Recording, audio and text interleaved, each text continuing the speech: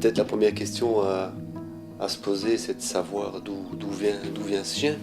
Donc c'est clairement une race qui est présente dans les tableaux du XVIe siècle, dans les sculptures. On retrouve ce chien un peu partout dans nos campagnes et sur les tableaux. Et tout simplement parce qu'à l'époque, il y avait beaucoup de forêts, beaucoup de marais, beaucoup plus de campagnes qu'aujourd'hui. Et c'était un chien typiquement campagne. Donc il servait à un tas de travaux dans les campagnes. Et petit à petit, c'est l'homme qui a fabriqué les races de chiens. Elles ne sont pas tombées du ciel, c'est l'homme qui les a fait par sélection naturelle. Donc il a à chaque fois sélectionné les meilleurs chiens de rapport pour le gibier d'eau. Il a gardé ses chiens pour la chasse et il a sélectionné d'autres chiens pour la famille, pour l'intérieur, qui étaient plus destinés au loisir qu'à la chasse. C'est donc une très très vieille race. On dit en France que c'est le seul chien d'eau français. Quand on sait que, disons, il y a 30 naissances de barbets en France par an et il y a 9000 labradors par an. Donc ça donne quand même une idée du problème. C'est très très difficile de développer la race. Et puis peut-être que le plus gros problème vient du côté des gens eux-mêmes, les acheteurs, parce que les gens achètent des chiens et les font pas reproduire. Et donc c'est très difficile de faire évoluer la race positivement. Si on peut sur 7 ou 8 chiens avoir une femelle qui reproduit, c'est déjà pas mal.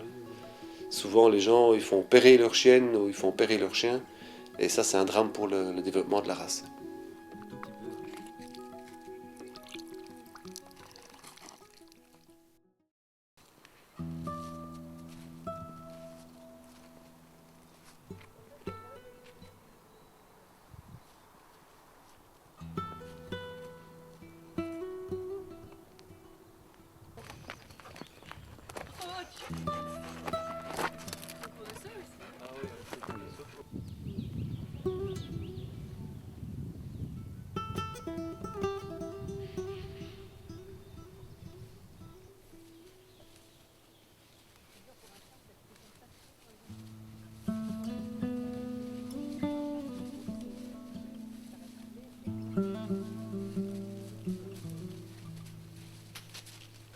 Alors bien sûr, le barbet, c'est le chien familial par excellence.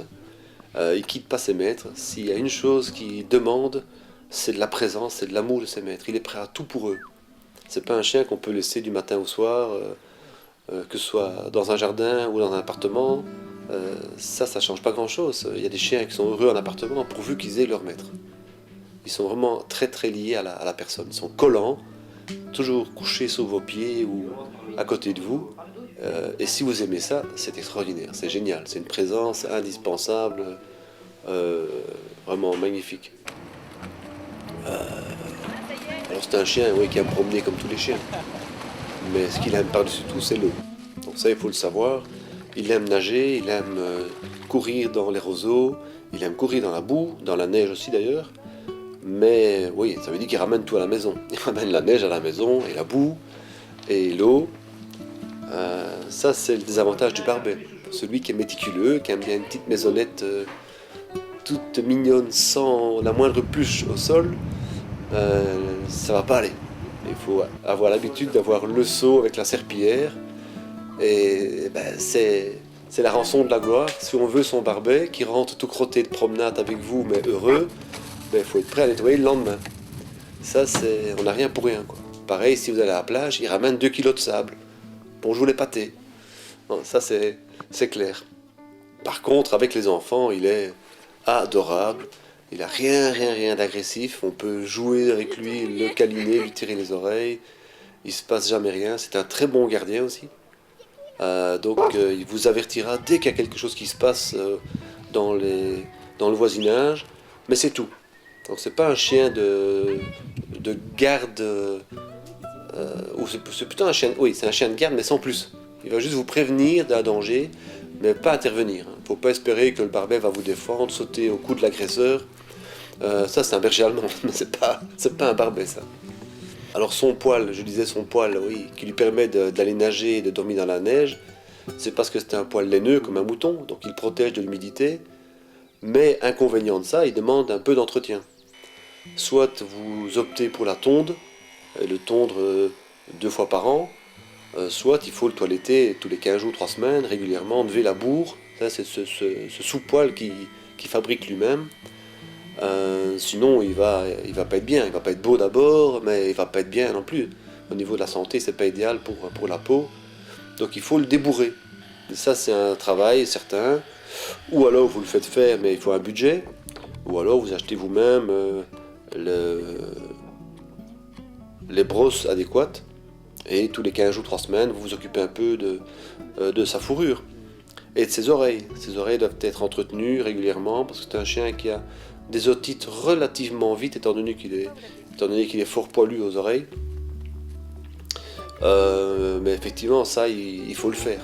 Il faut savoir, quand vous achetez un Barbet, ça implique l'entretien du poil.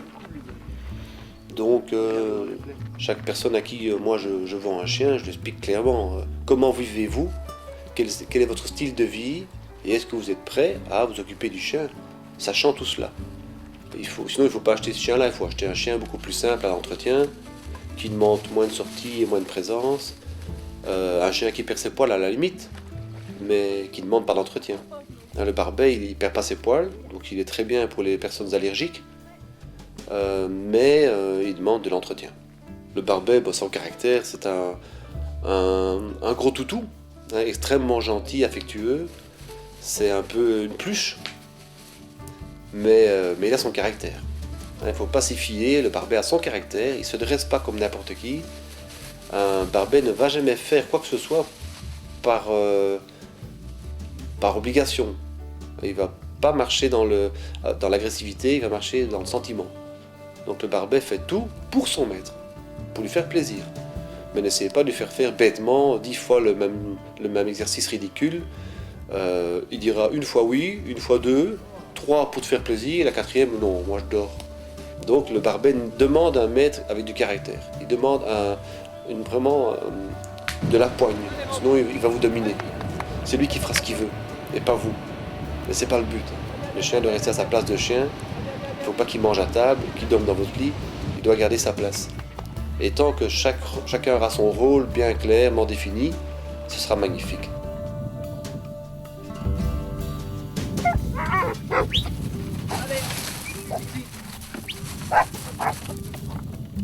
là, embarqué.